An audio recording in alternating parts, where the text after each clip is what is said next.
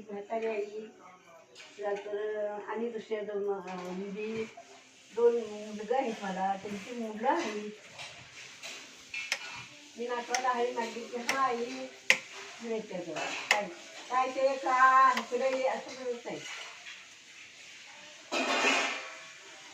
हेच चालू असू दे. तर तुम्ही जरा आता कळतंय तुम्हाला आईवर कधी रागवायचं नसतं. तिचं उपकार कधीच चुकत नाही माहितीये.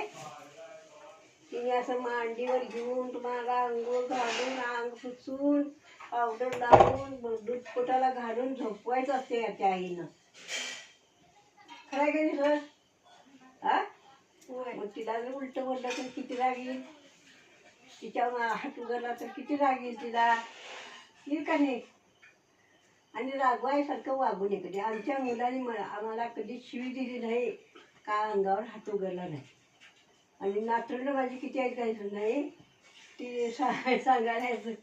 25 एवढी माझी नातरुंड आहे 6 मुलांची आहे का नाही. तर तिने अजून काय मला बोललं नाही. दुसरे चुकून तरी ह्यानं बोललं तर मला चालेल.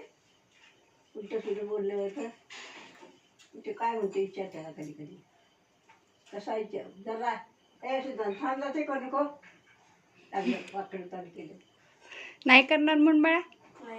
सॉरी म्हण. म्हण बघू.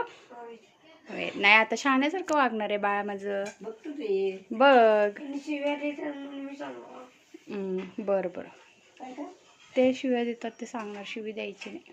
नाही सांगते शिवी द्यायची नाही. हां मग तू पण शहाणं वाग. हां शिवाजी तर आम्ही काय सांगतोय शिवाजी म्हणून काय सगळं चालतं.